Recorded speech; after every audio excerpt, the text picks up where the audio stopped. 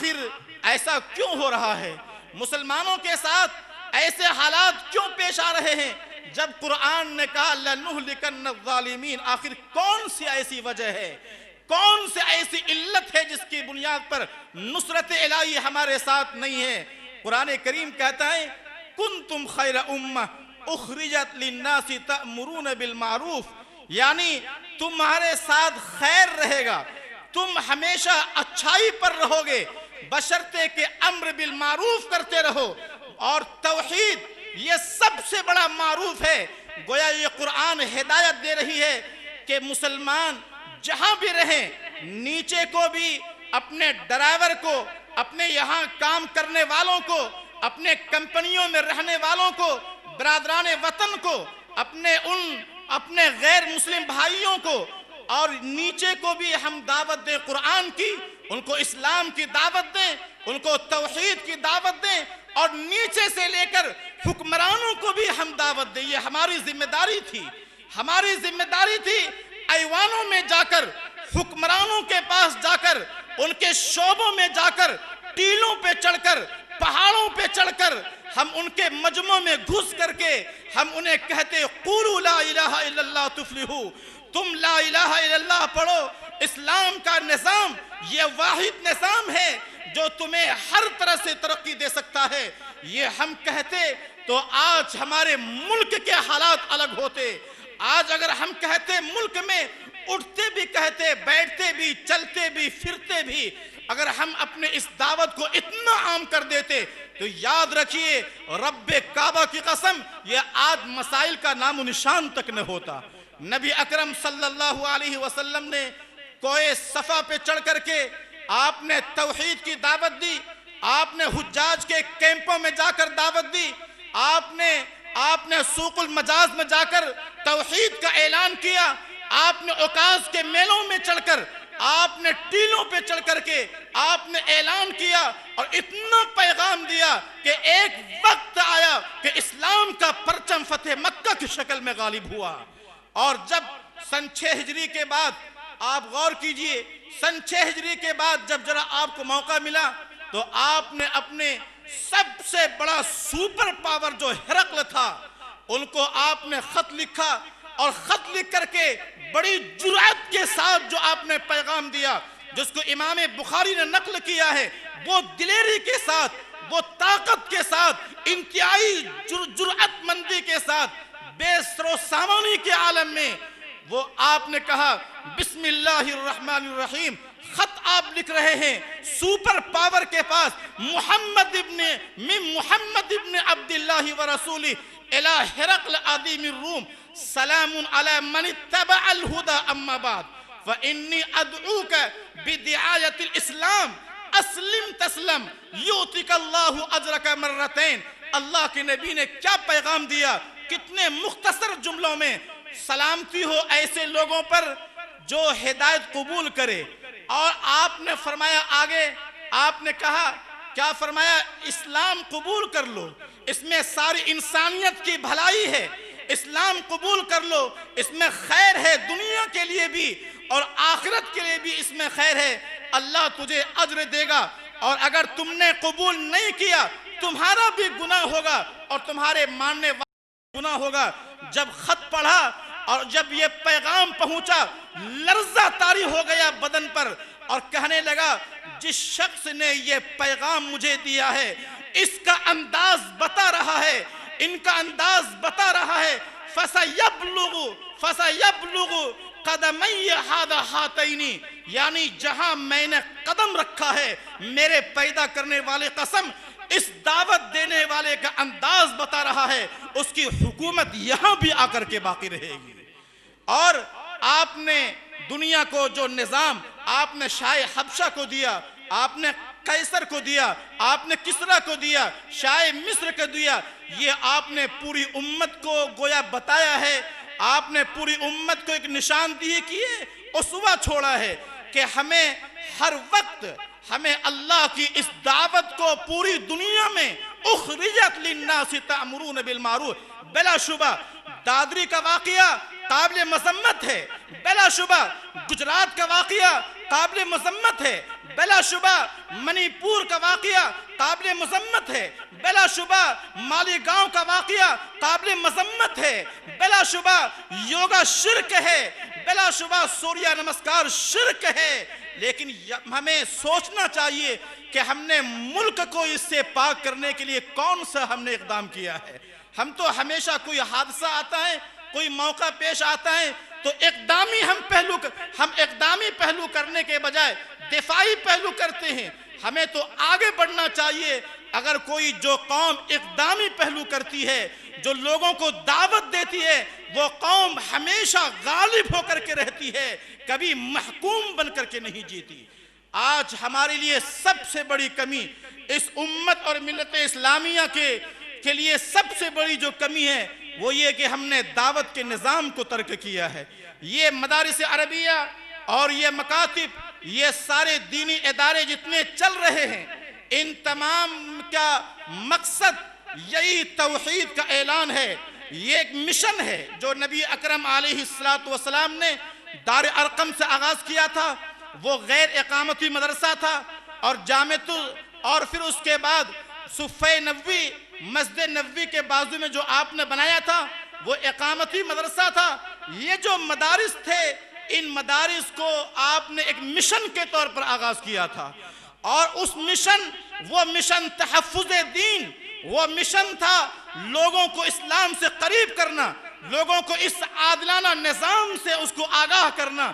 لیکن آج ہمارے لیے افسوس ہے کہ ہم اپنے مسلک کی تحفظ میں، مسلک کی حفاظت میں، مسلک کی اشاعت میں، مسلک کی تبلیغ میں اور مسلکوں کی نشر و اشاعت میں ہم نے ساری صلاحیتیں ہم نے صرف کر دی ہیں۔ ہم نے کبھی آج تک اس دین برحق کو پہنچانے کے لیے مشن کے طور پر استعمال نہیں کیا ہے۔ آج یہ مدارس میں صرف یہ اس لیے نہیں ہے کہ چند کتابیں پڑھا دی جائیں، اس مشن کے لیے اس کا آغاز نہیں ہوا تھا، اور بر صغیر میں دارالعلوم دیوبند کا قیام 15 محرم الحرام سن 1213 ہجری میں حاجی امداد اللہ مہاجر مکی نے کیا تھا۔ تو ملک کے اس وقت کے موجودہ حالات کو دیکھ کر کے تحفظ دین کے لیے آپ نے کیا تھا، وہ مشن آج ہمارے مدارس سے ختم ہوتا جا رہا ہے۔ اس کے باوجود یہ مدارس کا وجود ہمارے لیے غنیمت ہے، اور اس کے باوجود اس بات کی ضرورت ہے کہ جو بھی مدارس کام کر رہے ہیں آج کے بے سر سامانی کے عالم میں، ہمارے لیے غنیمت ہے کہ آج یہ مدارس مسلمانوں کو دین سے قریب کر رہے ہیں، ان میں دینی شعور بیدار کر رہے ہیں۔ عبداللہ اندلوسی نے 1492 میں، جبکہ وہ عیش و عشرت ان کے اندر آ گئی تھی، عیش و عشرت، عبداللہ اندلوسی جو آخری فرما روا تھا اندلس کا 800 سال حکومت کے بعد، لیکن جب دین ختم ہوا اور عیش و عشرت کا مزاج پیدا ہوا تو عیسائی نے اندلس پہ حملہ کیا، اور یہاں تک کہ قلعہ پہ آخری 1492 میں اس آخری فرما روا ابو عبداللہ نے وہ چابی ان کے حوالے کر دیا۔ چند معاہدوں کے بعد، چند معاہدے ہوئے تھے ہماری حفاظت، مسلمانوں کی حفاظت، لیکن چابی جیسے دی گئی اس کے بعد اس معاہدے کی کوئی حیثیت باقی نہیں رہی۔ وہاں سے یہاں تک کہ ان کے لیے وہاں رہنا بھی مشکل ہو گیا، وہاں سے بھاگ کر وہ عراق پہنچے، اور پھر اس کے بعد مراکش آئے۔ مراکش میں شہر فاس میں ان کا انتقال ہوا 1534 میں قسم پرسی کے عالم میں۔ 1627 میں اندلس پہ کتاب ہے نفح الطیب، علامہ مقری رحمت اللہ علیہ نے لکھا ہے، بہت اہم کتاب ہے، تاریخ اندلس پہ معیاری کتاب ہے۔ انہوں نے لکھا ہے کہ 1627 میں جس وقت میں اندلس کی تاریخ لکھنے بیٹھا ہوں، میں اپنی آنکھوں سے دیکھ رہا ہوں ابو عبداللہ اندلوسی جو آخری فرما روا تھا اندلس کا، ان کے پوتوں کو میں نے دیکھا لوگوں کے سامنے بھیک مانگ رہا تھا۔ کیوں؟ اس بنیاد پر کہ انہوں نے اپنے اولاد کو دین نہیں دیا، اس بنیاد پر کہ انہوں نے اپنے اولاد کو دین سے نہیں جوڑا۔ اس بات کی ضرورت ہے کہ ہم اپنے اولاد کو دین سے وابستہ کریں، اپنے فرائض منصبی کو دیکھیں، اور اسی کے ساتھ اپنے اندر تقوی پیدا کریں، اتحاد پیدا کریں، اللہ تعالی ہمیں عمل کی اللہ توفیق عطا فرمائے۔ اس مدرسے سے 6-7 سال سے میں وابستہ ہوں، خراج تحسین پیش کرتا ہوں یہاں کی خدمات کے بارے میں، یہاں کے ذمہ دار کو اللہ تعالیٰ ان کے فیوز کو عام فرمائے، تام فرمائے۔ وما علینا البلاغ۔ میں معافی کا خواستگار ہوں کہ مولانا کو مختصر کرنے کے لیے میں نے گزارش کی ہے، تو میں معافی کا خواستگار ہوں کہ مولانا کو مختصر کرنے کے لیے میں نے گزارش کی ہے، تو آپ لوگوں کی بھی صبر کا بڑا امتحان ہو رہا ہے، آپ لوگ بھی بڑی آزمائش میں آ گئے ہیں، اور کچھ دیر ہمیں اس پروگرام میں شریک رہنا ہے۔ میں آپ حضرات سے التماس کرتا ہوں کہ آپ اب تک جس طرح سے صبر و سکون سے بیٹھے رہے ہیں ابھی بھی بیٹھے رہیں۔ البتہ ابھی 2 تقاریر ہماری باقی ہیں، میں ہمارے وہ تمام طلباء جن کی دستار بندی ہوئی تھی ان کو 1-8 منٹ کے لیے فوری ڈائس پہ بلاتا ہوں، وہ فوری تشریف لائیں، جلدی آ جائیں۔ یہ منبع علم و عرفاں ہے، یہ مظہر دین و ایمان ہے، ایک شاخ ہے صوف نبوی کی، یہ راہ رضا رحماں ہے۔ یہ منبع علم و عرفاں ہے، یہ مظہر دین و ایمان ہے، ایک شاخ ہے صوف نبوی کی، یہ راہ رضا رحماں ہے۔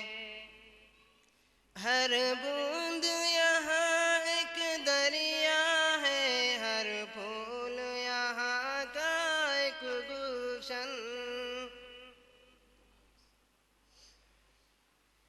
ہر بوند یہاں ایک دریا ہے، ہر پھول یہاں کا ایک گلشن، بہتا یہاں دریا حکم، بہتا ہے یہاں دریا حکم، ہوتا ہے یہاں پر درس امن۔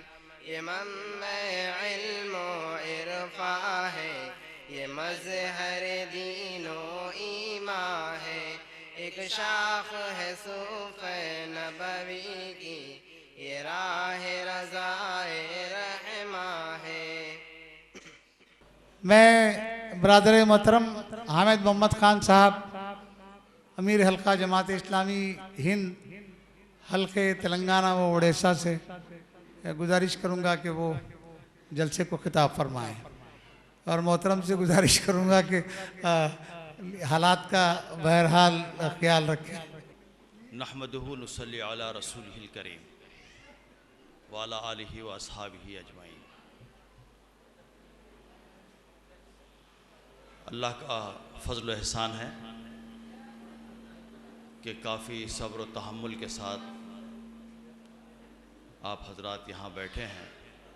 میں سب سے پہلے ان تمام حفاظ کرام کو اور علماء کو جو اس ادارے سے فارغ ہوئے ہیں، میں انہیں مبارکباد دیتا ہوں۔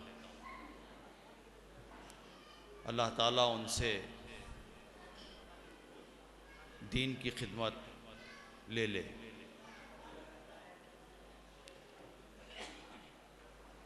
آپ نے ایک ڈرامہ بھی یہاں پر دیکھا اور اس کا کچھ حصہ میں نے بھی دیکھا۔ اس وقت عالمی حالات اور عالمی سازشیں وہ یہ ہیں کہ پوری دنیا میں منظم طریقے سے اسلام کے شعار، اسلامی اصطلاحات، ان کو بدنام کرنے، ان کو انتہائی خبیث شکل میں پیش کرنے کی سازش ہو رہی ہے۔ داعش اور خلافت کا اعلان ظاہر ہے کہ اس کا اور اس سے کوئی تعلق نہیں ہے، لیکن خلافت جیسے مقدس جو اصطلاح ہے حضرات یہ بچے زیادہ آوازیں آ رہی ہیں، مہربانی کر کے ذرا آوازیں کم کر دیجئے پلیز. اس کو بدنام کرنے کی سازش ہے. اسی طرح یہاں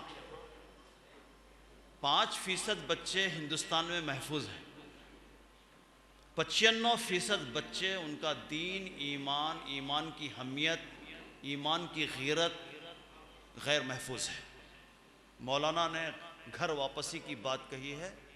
گھر واپسی کا ایک راست طریقہ تو وہ ہے جو آگرہ اور علی گڑھ میں کھیلا گیا. باضابطہ ٹینٹس لگا کر گھر واپسی کا پروگرام انجام دیا گیا. اور اس کا انڈائریکٹ طریقہ یہ ہے کہ مدارس میں، اسکولز میں یوگا، سوریہ نمسکار، سرسوتی وندنا وغیرہ کے ذریعے بچوں کے دل میں کفر اور شرک کے خلاف جو نفرت پائی جاتی ہے اس کو کم سے کم کیا جائے. اور بالآخر بڑے ہونے کے بعد میں بچے یہ کہیں ہم ایسا ہی تو کرتے آئے تھے بچپن سے، اور اس میں کیا مذائقہ ہے. یعنی گھر واپسی کا یہ انڈائریکٹ طریقہ ہے کہ ان کو کسی نہ کسی طرح، ان کے نام مسلمانوں جیسے رہیں گے لیکن ان کے دل کے اندر دھڑکتا ہوا دل وہ مسلمان نہیں ہوگا. یہ دینی مدارس ان حالات میں بہت ہی اہمیت کے حامل ہیں. جو لوگ بار بار یہ کہتے ہیں کہ دینی مدارس میں عصری تعلیم ہونی چاہیے، میں ان سے اور آگے بڑھ کر میں کہتا ہوں کہ عصری مدارس میں دینی تعلیم کیوں نہیں؟ عصری مدارس میں دینی تعلیم کیوں نہیں؟ وہ تعلیم آپ اپنے بچوں کو دے رہے ہیں جس میں KG سے لے کر PG تک اللہ کا نام نہیں ہے، خدا نہیں ہے، خدا بیزاری ہے. تو کیا یہ بچے زیادہ ضرورت مند ہیں یا وہ بچے جو 95% بچے ہیں، بلکہ 96%؟ سچر کمیٹی کی رپورٹ کے مطابق صرف دینی مدارس میں 4% بچے پڑھتے ہیں. 96% بچے وہ زیادہ اس کے محتاج ہیں کہ ان کے اندر دینی حمیت پیدا کی جائے، دینی غیرت پیدا کی جائے، دینی تعلیم ان کو دی جائے. اس کی ضرورت ہے. میں مبارکباد دیتا ہوں انتظامیہ کو کہ بہت ہی قلیل مدت میں، بہت مختصر مدت میں، میرا خیال ہے 10-12 سال کسی ادارے کے لیے کوئی مدت نہیں ہوتی. اس مدت میں جناب محمد خواجہ عارف الدین صاحب انہوں نے بڑی کاوشیں، کوششیں کی، اور آج ہمارے سامنے عمارت بھی ہے. اور یہاں پر دینی، ابھی آپ نے دیکھا کہ جو لڑکا فلوئنسی کے ساتھ انگریزی میں بات کر رہا تھا، فلوئنسی کے ساتھ تیلگو میں بات کر رہا تھا، اور محترم نے بتایا کہ ان بچوں نے خود ان تقریروں کو تیار کیا ہے. تو سننے کے بعد تو میری حیرت کا ٹھکانہ نہیں رہا، اس لیے کہ عام طور پر مدارس میں تقریریں رٹائی جاتی ہیں بچوں کو، اور اس کے بعد میں وہ بچے آ کر ڈرامہ اسٹیج کرتے ہیں تقریر کا. لیکن یہ سن کر بہت مجھے اطمینان ہوا کہ یہاں سے نکلنے والا جو پروڈکٹ ہوگا انشاءاللہ وہ دنیا کے اندر بھی اپنا سکہ منوائے گا، اور وہ کسی ڈاکٹر، انجینئر، کسی IAS IPS آفیسر سے انشاءاللہ کم نہیں ہوگا. میں امید کرتا ہوں کہ اللہ تعالیٰ اس سفر کو جاری رکھے اور یہاں سے نکلنے والے بچے دین کی، دنیا کی وہ خدمت انجام دے، انسانیت کی خدمت انجام دے. وآخر دعوانا ان الحمدللہ رب العالمین. یہ ہے کہ آپ کو اور تھوڑی سی زحمت اور محنت یہ ہو رہی ہے کہ ہمارے ایک مہمان تھے حیدرآباد سے آنے والے جو CM صاحب کی پیشی میں بیٹھے ہوئے تھے. 8 بجے انہوں نے ہم سے ٹیلی فون کیا کہ بھائی 8 بجے CM صاحب چھوڑے ہیں، مجھے کیا کرنا چاہیے. میں نے ان سے گزارش کی کہ آپ گاڑی میں بیٹھ جائیے سیدھا، اس کے بعد اللہ حافظ ہے. تو ابھی گیٹ پہ پہنچے ہیں ہمارے محمد جلال الدین اکبر صاحب جو مائنارٹیز ویلفیئر ڈپارٹمنٹ کے یہ ڈائریکٹر ہیں. میں محترم جلال الدین اکبر صاحب ڈائریکٹر مائنارٹی ویلفیئر تلنگانہ سے گزارش کرتا ہوں کہ وہ ہمارے اس اجتماع گاہ میں جلد سے جلد داخل ہو جائے.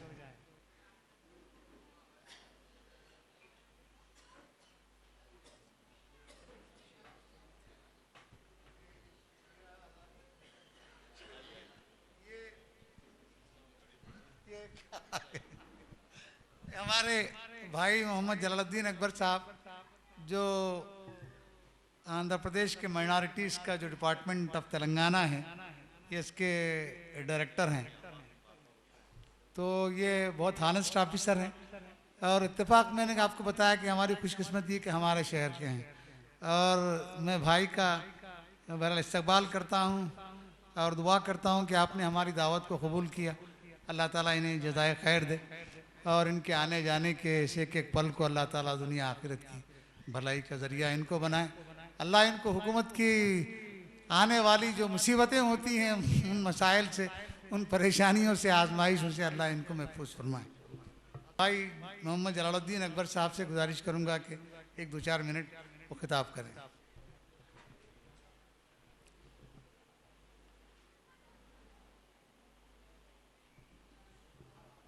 بسم اللہ الرحمن الرحیم. یہاں پر دائس پہ موجود علماء اکرام اور ہمارے علی جناب حامد صاحب، عارف بھائی صاحب اور دیگر مہمان